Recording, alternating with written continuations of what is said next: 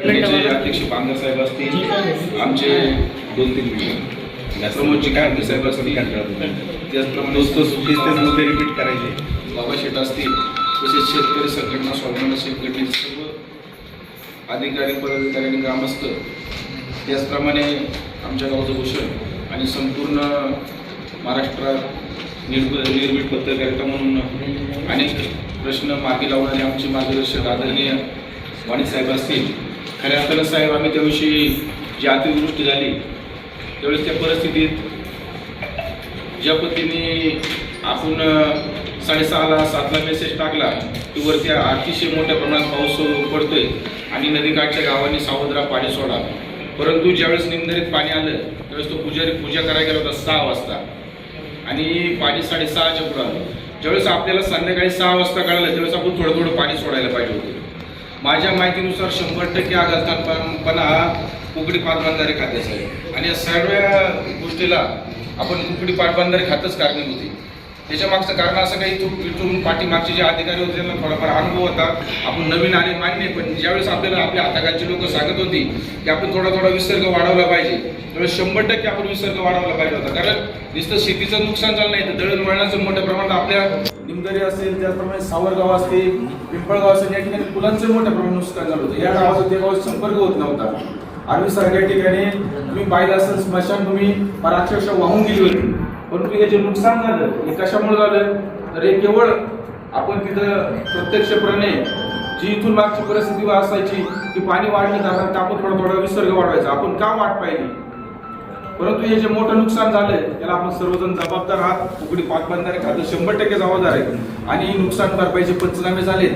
याचं शेतकऱ्याला, बाधित शेतकऱ्यांना लवकरात लवकर नुकसान भरपाई मिळावा म्हणून आम्ही मंत्री महोदयांकडे जाऊन याचा पाठपुरावा करून शेतकऱ्यांना, बाधित शेतकऱ्याला नुकसान भरपाई लवकरात लवकर कशी मिळेल याचा प्रयत्न करणार आहोत. लवकरच आपल्या सर्वांना मी सांगू इच्छितो की ज्या शेतकऱ्याचं नुकसान झालं, ज्यांचे पंचनामे झाले त्याला निश्चित नुकसान भरपाई मिळणार आहे. पण इथून पुढच्या काळात कुकडी पाटबंधारे खात्याला आज या ठिकाणी शेतकरी संघटनेने जो या ठिकाणी शांततेत काही याच्या सांगण्यावर आपण जरी मोर्चा मागे घेतला असतं किंवा आंदोलन मागे घेतलं असतं, पण भविष्यात जर आपण स्थगित केलं असतं तर भविष्यात जर आपल्याकडे असा गंतापणा झाला तर निश्चित या संपूर्ण सरकारी असेल किंवा शेतकऱ्यांची असेल जी नुकसान भरपाई होती आपल्याला करून द्यावं लागेल. याचा सर्वस्वी जबाबदारी आपल्याला स्वीकारून त्याची नुकसान भरपाई करून द्यायला लागेल. या ठिकाणी जास्त बोलणं उचित नाही. आपण सर्वजण या ठिकाणी उपस्थित झाला, आपल्या सर्वांचा आभार मानून लवकरात लवकर शेतकऱ्यांना नुकसान भरपाईसाठी मंत्री महोदयांकडे जाऊन आम्ही याचा पाठपुरावा करू. हा जो विषय आहे याची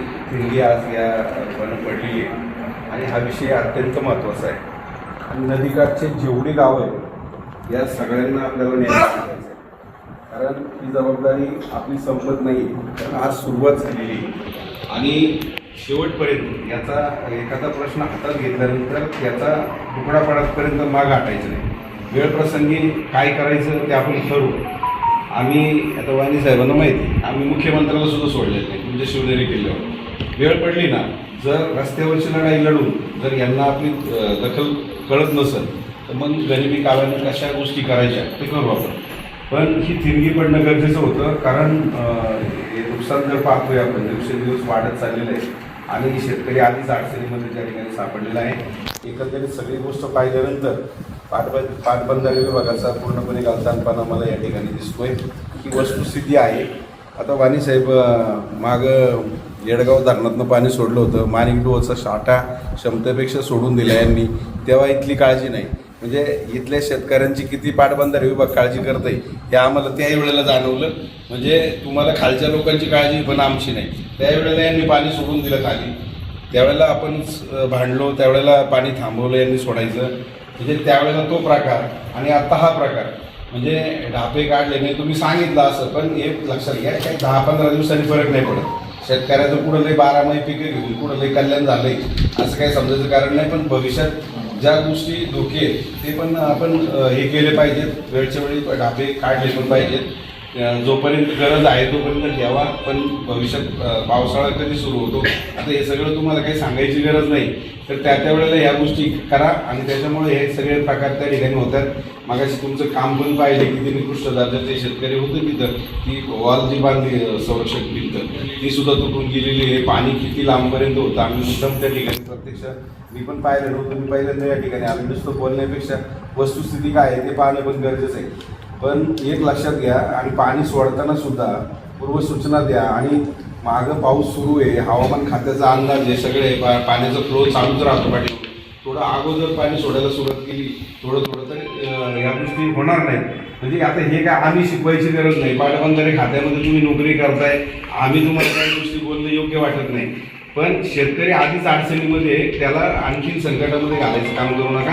आता मला या ठिकाणी एकच सांगायचं आहे, आज जरी आपण हे आंदोलन तात्पुरतं स्थगित केलं असतं, ही थिंगी या ठिकाणी पडलेली आहे, परंतु याचा शेवट आपल्याला करायचा आहे. आणि नदीकाठचे जेवढी बाधित शेतकरी आहेत, जी गावं आहेत, त्या सगळ्यांना आपल्याला या ठिकाणी न्याय मिळवून द्यायचा आहे. यानंतर तहसीलदारांच्या अध्यक्षतेखाली मिटिंग होईल, आमदार स्वतः त्या मिटिंगला असतील आणि आमदार साहेबांकडून आपल्याला शब्द घ्यायचा आहे की यानंतर आपल्याला मग पुढची बैठक मंत्रालयामध्ये लावायची वेळ आली तरी सुद्धा आपण संबंधित पाटबंधारे खात्याच्या मंत्र्यांना भेटावं लागलं किंवा आणखी कोणाला भेटावं लागलं तर त्या संदर्भात हे करू.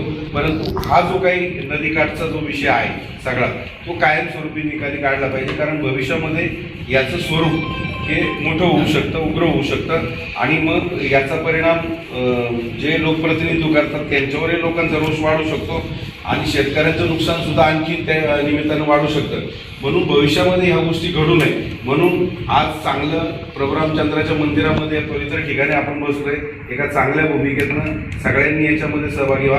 कोण मोठा, कोण छोटा, कोण या संघटनेचा, कोण त्या संघटनेचा, कोण कोणत्या पार्टीचा, हे सगळं सोडून द्या. आपण पहिले शेतकऱ्याच्या पोटचे आहोत हे पहिले ध्यानात ठेवा. शेतकरी आपला बाप आहे, दुसरा कोण आपला बाप नाही. मी तर नेहमी सांगतो, पक्ष आधी का शेतकरी आधी? शेतकरी आधी, पक्ष नंतर. हे पक्ष भिक्षा आमच्या दृष्टीनं आम्हाला काही घेणं देणं नाही ते राजकारणात. म्हणून आपला शेतकरी जागला पाहिजे, वाचला पाहिजे. आणि तुम्ही सुद्धा पाटबंधारे विभागाच्या लोकांनी सुद्धा आता जरा व्यवस्थित नियोजन करा. आता मी उदाहरण सांगितलं, उन्हाळ्यामध्ये पाणी सोडण्याचं पण आणि आताचं पण, म्हणजे हा गलतानपणा वारंवार होता कामा नये. जेणेकरून इथल्या शेतकऱ्याचा पहिला विचार करा, त्याचं नुकसान होता कामा नये याची पण काळजी संबंधित खात्याच्या अधिकाऱ्यांनी त्या ठिकाणी घेतली पाहिजे. आणि आता बाकीच्या गोष्टी आपण सगळ्यांनी मुद्दे मांडलेले आहेत, मी काही जास्त बोलणार नाही. परंतु एक गोष्ट लक्षात ठेवा, प्रभुरामचंद्राच्या साक्षीनं आम्ही सांगतो, आम्ही एखादा विषय हातात घेतला तर त्याचा तुकडा पाडल्याशिवाय आम्ही मागे हटत नाही. माझी याच्या अगोदरची आंदोलनं देखील आपल्याला माहिती आहे. परंतु हे बघा, चर्चेतनं मार्ग निघत असतो, डायलॉग होणं गरजेचं आहे. लगेच ॲग्रेसिव्ह भूमिका, प्रमोद आमचा जरा ॲग्रेसिव्ह जास्त झाला होता आणि होणंही गरजेचं असते. कधी कधी परिस्थिती पण तशी आहे. पण एक लक्षात घ्या, पहिलं चर्चेतून मार्ग जर निघत असेल तर चांगलीच गोष्ट आहे, त्याचं स्वागत आहे. शेवटी आज जे काही सत्तेमध्ये बसलेत किंवा लोकप्रतिनिधी म्हणून गेलेत त्यांचं ते कामच आहे आणि प्रशासनातल्या अधिकाऱ्यांचं त्यांचं काम आहे. कारण आपण टॅक्स भरतो तेव्हा त्यांना पगार मिळतो, ते काही आपल्यावर मेहरबानी करत नाही, तेही सांगतो. म्हणून एक लक्षात घ्या, पहिलं समंजसपणानं आपण भूमिका घेऊ. नाही झालं तर मग टोकाचा संघर्ष कसा करायचा ते पाहू आपण. गुन्हे बिन्हे काही आम्हाला नवीन नाही. पोलीस बिलीस 15-16 गुन्हे. आजही कोर्टाची तारीख होती, प्रभुरामचंद्राच्या साक्षीनं सांगतो, वकिलांना सांगितलं अर्ज द्या म्हणलं कोर्टामध्ये. प्रकाश आहे माझ्याबरोबर, वकिलांचा मला फोन आला होता. कुठे प्रकाश? मला वकिलांचा फोन आला होता, म्हणलं कोर्टामध्ये अर्ज द्या. माझ्याजवळ असे चालूच असते सारखं. त्याच्यामुळे त्याला काही घाबरायचं कारण नाही. आणि नेलं कुठं तर नेऊ, ते काय खायला देत नाहीत का? त्याच्यामुळे घाबरू नका. अन्याय सहन करण्यापेक्षा लढण्याची तयारी ठेवा. ही छत्रपतींची भूमी आहे, पावनभूमी आहे. आधीच बरेचसे प्रश्न आता दुधाचे अनेक प्रश्न निर्माण झालेले आहेत. त्या संदर्भात मी माझी भूमिका मांडणार आहे. मी आता पाहत होतो सगळं, फक्त कलगीतुरा चाललाय, वस्तुस्थिती काय आहे ती मी मांडणार आहे. आम्ही कारण दुधासाठी सुद्धा म्हणजे मुद्दा मी 2 मिनिटं मी तुमची घेतोय. दुधासाठी सुद्धा सगळ्यात मी कधीच सांगत नाही गोष्टी, सगळ्यात मोठा संघर्ष आम्ही केलेला आहे. मला माहिती आहे, अगदी पार शिवनेरी किल्ल्यावर सुद्धा दुधाचाच प्रश्न आला होतो. मांडवगड शिरूरला 2 दिवस शिरूर पोलीस स्टेशनला आम्ही आलो. एसटीने तर आम्हाला रेकॉर्डवरती घेतलं होतं. म्हणजे आणि गेल्या वर्षीच्या जिल्हा दूध संघाच्या वार्षिक सभेत अजितदादांपुढे आम्ही हा विषय मांडला होता. आता काही लोकांना तुकाराम मुंडे साहेब आल्यानंतर साक्षात्कार झालाय, काही लोकांना दूध भेसळलं, पण आम्हाला आधीपासून माहिती होते हे सगळे प्रकार काय चालू.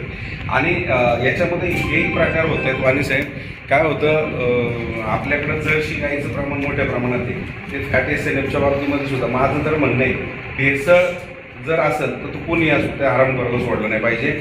पण 3.285 आपल्या 3.2 आणि 8.3 SNFच्या खाली फॅट SNFच्या खाली सुद्धा दूध नाकारली जातात. तर आमचं सुद्धा 500 लिटर संकलन बंद झाले, आम्ही दूधच बंद करून टाकले ते. पण माझं असं म्हणणं आहे, तुम्हाला हे माहिती का टोंड दूध काय हा प्रकार?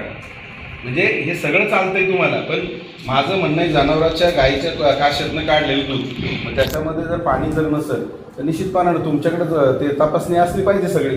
ते दूध सुद्धा नाकारण्याचा काय अधिकार आहे? त्या दुधामध्ये जर तुम्ही काही मिक्स केलं तर निश्चितपणानं तो तुमचा दोष आहे. पण अशी दूध सुद्धा नाकारली जात आहेत. आपल्या भागामध्ये काय झालं, हिरवा चारा मोठ्या प्रमाणात आहे आणि त्या अनेक गोष्टी अनेक प्रॉब्लेम आहेत. तेही सरकारने किंवा त्या यांनी समजून घेतलं पाहिजे. आमची भूमिका एकच आहे, ते शेतकऱ्यावर अन्याय नाही झाला पाहिजे. जर त्याच्यामध्ये काही सापडलं तर निश्चितपणे त्याला सोडलं नाही पाहिजे, कारण हे पापच, हे अमृत आहे, त्याचं तुम्ही विष करू नका. आणि त्याच्याबद्दल आता मी सविस्तर बोलेन, परंतु आता ही जी बैठक झाली, तुम्ही आता एवढा वेळ दिला आहे, तिथून पुढे सुद्धा जोपर्यंत याचा सोक्षमोक्ष लागत नाही तोपर्यंत शांत राहू नका. सगळेजण इथं आले त्याबद्दल मी पण तुमचं सगळ्यांचा आभारी. शेतकऱ्यांनी पण वेळ दिलाय आणि मी पण वेळात वेळ काढून आलो, कारण आमचं ते कामच आहे.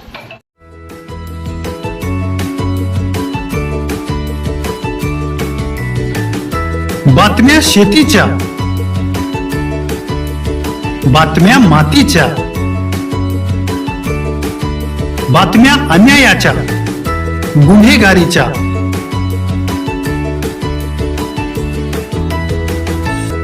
राजकारणाच्या आणि समाजकारणाच्या, शोषणाविरुद्ध बुलंद आवाज, जनसामान्यांच्या हुंकाराची गाज, सत्कार्याला प्रोत्साहन, दुष्कृत्याला अनुशासन, निर्भीड, निस्पृह, सडेतोड, बेधडक आणि रोखटोक म्हणजेच विघ्नहर टाइम्स. शोध बातमीचा, ध्यास सत्याचा. आपलं चॅनल, आपली बातमी. सबस्क्राईब तर कराच, पण बेल आयकॉनवर क्लिक करायलाही विसरू नका.